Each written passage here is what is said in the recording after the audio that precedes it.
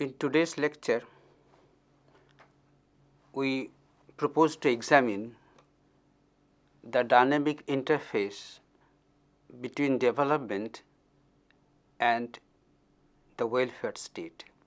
I must explain why I call it dynamic, because the correlation between development and welfare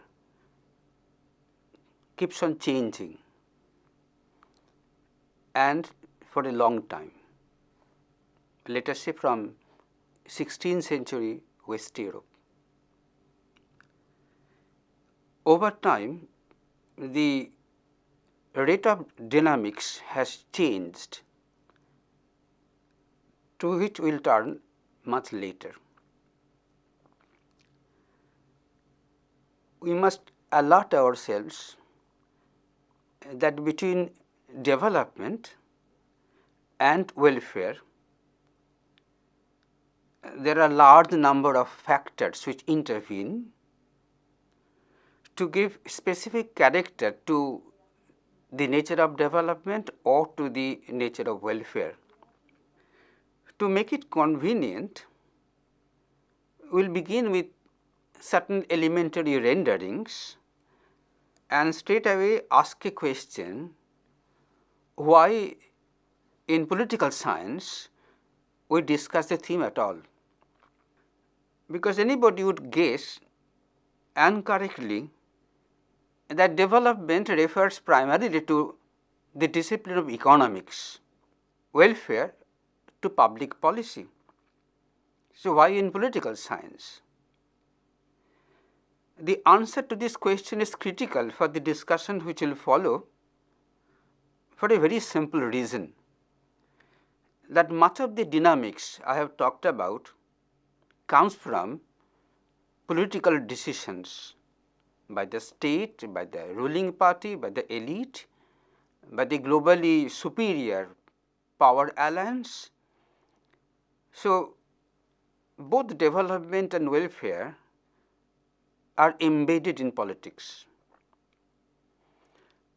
I must hurry to add that it can be embedded at the same time in something else also, obviously in economics, or in culture, or in the state of economic development in which welfare is introduced.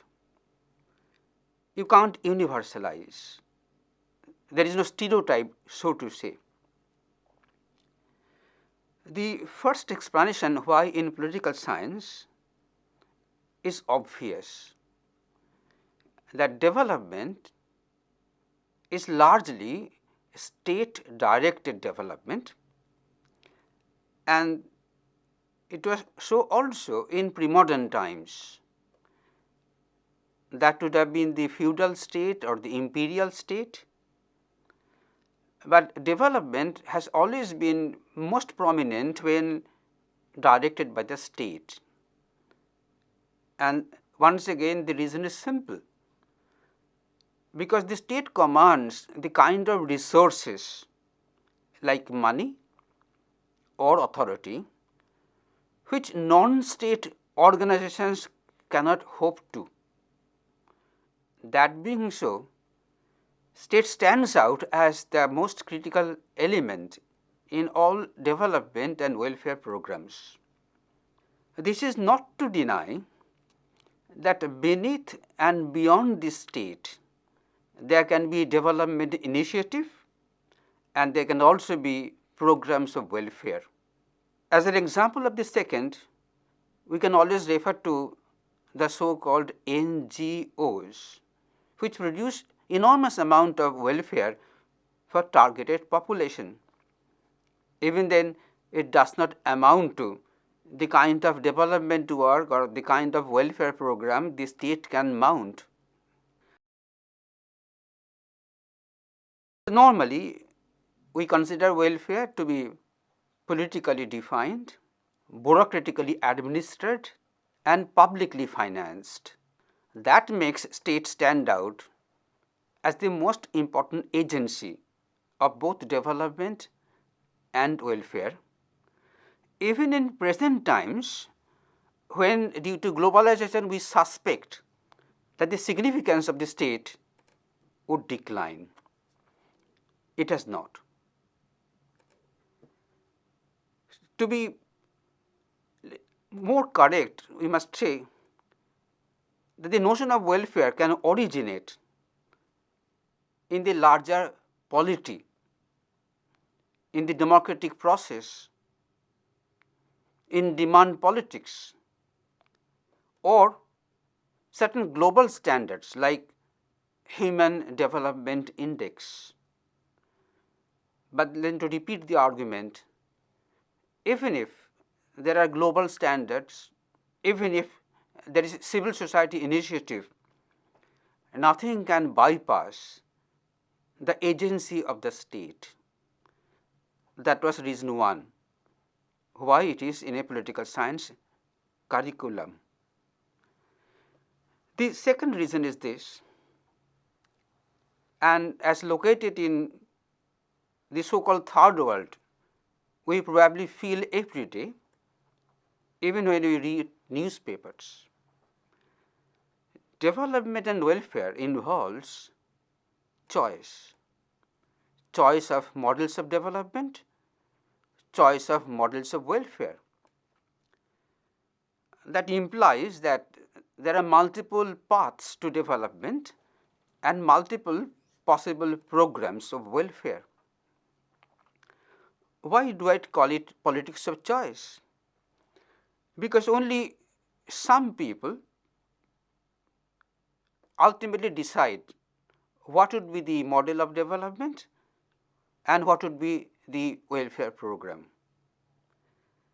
And thereby, some people are left out from contributing to the same question, what is development and what is welfare.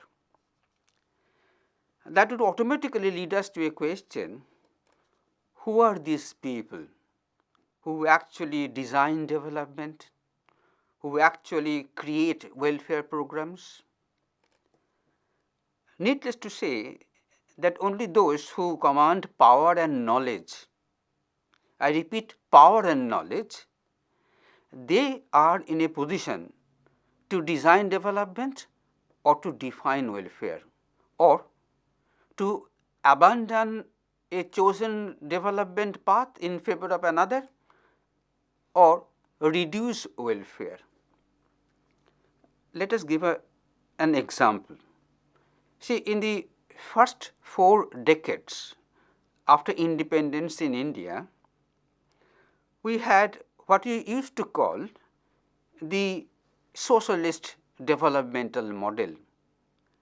And you all know that from 1990s, we have abandoned that particular socialist design in favor of what we call the neoliberal design. I repeat, even if you read the vernacular daily and without the advantage of a course in political science, you find the debate produced colloquially, which means in a language which the so-called laypersons understand. So, there is always politics of choice. To get back to the question, who win ultimately, they could be the ruling elite or the ruling political party. Usually, underneath them, a ruling class alliance. Feminists would argue that even the male-centric state can also be far more superior in defining development and welfare even for the women folk. So, one can always locate a particular social group, a particular hegemonic social group which enjoys the freedom based on their power and their knowledge to design development and to design welfare. It does not mean that they always do organize development and welfare in favor of themselves only. it can also be development for the people.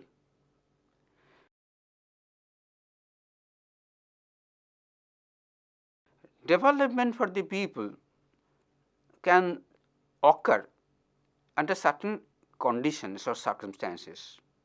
Number one, the ruling group has a humanitarian commitment. Number two, that the ruling group has sufficient resources to move beyond their own group or own class to distribute people. Number three, if the civil society is very alert and the media is very free, then probably narrow political regimes in terms of the social composition are compelled to look beyond their own interests into the interest of the so-called masses. If it is a choice, and that is my third question in this particular branch, choice of what? Choice of the model of development. Historically speaking, we have encountered so far two models taken as pure types. Number one, the liberal democratic capitalist model, typical of Western Europe, North America, and in these days almost globalized. And the second model is the model of socialist, authoritarian, one party model. We had the experience of Soviet Union, Eastern Bloc socialist countries, China before 1980, and Cuba before Fidel Castro. But then these are pure types in the sense that nothing takes place that way without being compromised at particular stages. For example, liberal democratic capitalist model logically is to be the laissez-faire state, in which everything by way of economic decisions should be left to the market rather than the state. But even then we do discover that the liberal democratic capitalist model has been put under what is called state regulation. And in fact, the welfare state is one example of state regulation.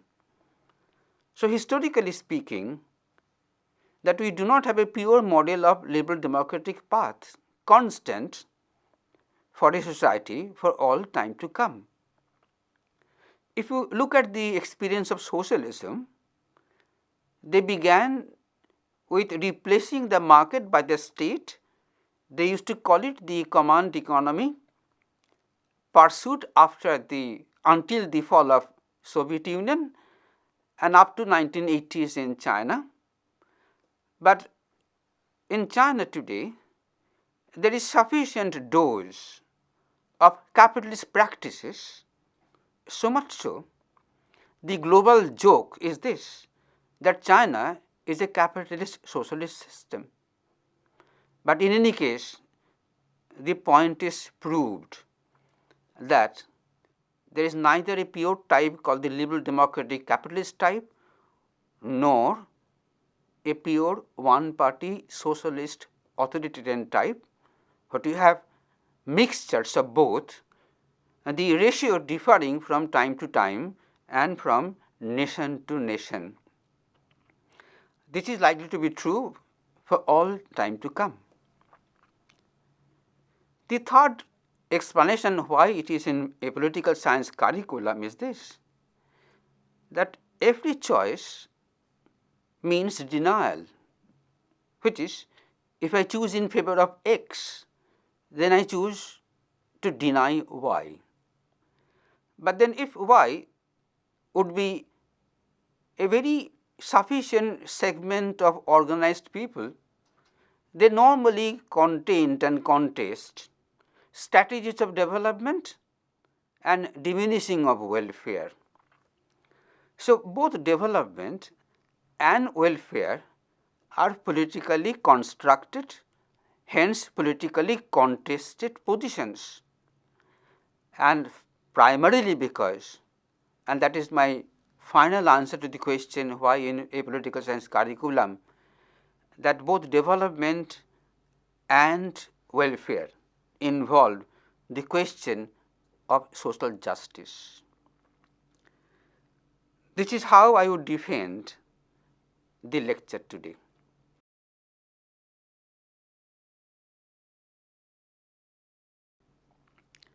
In the second phase of the lecture today, I intend to define certain key terms without which we cannot logically engage the interaction between development and welfare. I begin with the notion of development. Development, or the idea of development, has been taken over from the biological world. Biologically speaking, any organism which is born, given a chance to develop its full potentiality, it will reach a designed ultimate form, like myself, or like a plant, born, grows, matures, becomes old, becomes decadent, disappears. This is the biological thinking, or we call the organismic mode of thinking, and this notion of development has been taken over from the biological sciences and then supplanted to the social sciences. They are taken over by the social sciences, right, transplanted to social sciences. But all the social sciences have been affected by this biological metaphor, and the notion of development is thus defined. Development, when you use in social sciences, mean either and primarily economic development, and two, development of society and culture, and three, development of political structure, and finally, the development of the human person. So, development, unlike in biology, in the social sciences has been construed multidimensionally. There is no one single line of development. Development in one segment can influence, trigger, condition development in other sectors. Now, development, apart from an economic doctrine, development is also a political ideology, which means that in the name of development, you can mobilize people. In the name of development, you can go into political struggle. And finally, we like to argue, as Amartya Sen would argue, that development is freedom, in the sense that human freedom has only one foundation, which is development. The next key term has to be the notion of welfare. What does welfare mean? Welfare means a minimal level or standard of living. The moment I say the minimal level, I produce a question, who defines the minimal? And then we return to the same answer, that from time to time, those who are the masters of society, they define what is minimal. The minimal is defined, whatever it is, they define a definition for the time being, but then welfare also means targeted programs. Let us give example from the present times of India, the famous proposal that we transfer cash directly to those who need cash, rather than mediate cash through the panchayat or something like that, or it can be targeted policy, like say slum hygiene improvement program or the urban renewal program. So, the welfare is construed in various ways.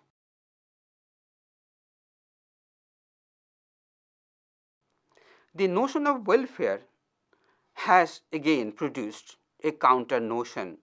We call it ill-fare, ILLFARE. It is the opposite of welfare, and whenever we can point out that despite announced welfare policy on the part of the state, there is remarkable size of poor people, we say the welfare program was either mismanaged or it was not properly planned, which produces ill-fare. And what is much more ironic, that welfare state can produce ill-fare for its own people always. So, both going by the notion of development and going by the notion of welfare, we have argued hopefully, powerfully, that the notion of development and the notion of welfare are political notions. I have only one minor addition, that welfare can be as a part of a specific program or it can flow from the overall economic planning process. Both are aspects of what is known as the developmental state. In a sense, that welfare state and developmental state merge, and they have merged already. So, we now begin to pay attention to the meaning of developmental state. I mean, if you remember the contrast, namely the police state, which looks after law and order only, or the laissez-faire state, which leaves everything to the market, then the opposite notion is the notion of the developmental state. It can be strong interventionist state. It intervenes in economy and even non-economic spheres, and with regard to economy, it undertakes both macro and micro level planning. For that, the state must have two resources. One, a very efficient rational bureaucracy, and two, its ability to penetrate all social segments rather than remain confined to the metropolis. Given the historical experience of two models in West Europe and in the eastern part of Europe in the form of Soviet Union, we already know that it can take two particular special forms and it can be a combination of both also. The best example of the combination is called the Keynesian state, after the economist Keynes, and Keynes inspired what is still more famous, called the Beveridge Plan of 1943 in England. I can tell you now that the heydays of welfare state was between 1945 and 1974.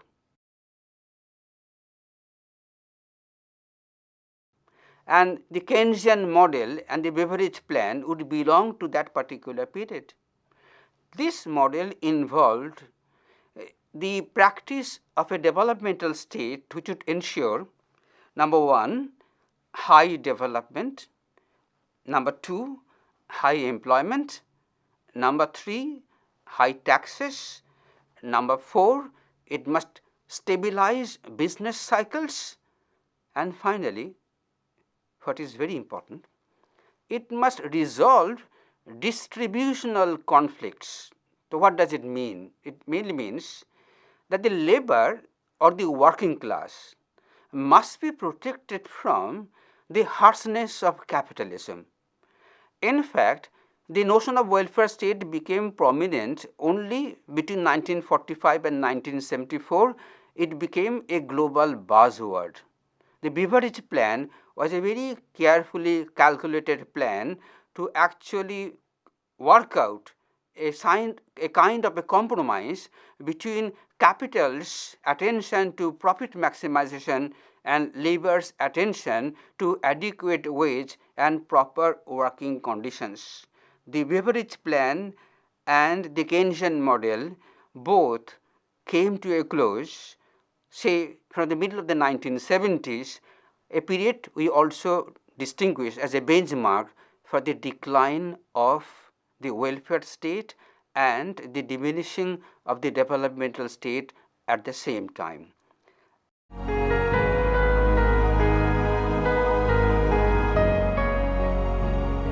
In the entire discussion so far, we took the position of a historian in the sense that we argued that nothing is constant. The notion of development or the notion of welfare state or of the developmental state. This is easily understood because development and welfare set into motion other reactions also which promote or curb both the developmental state and the welfare state.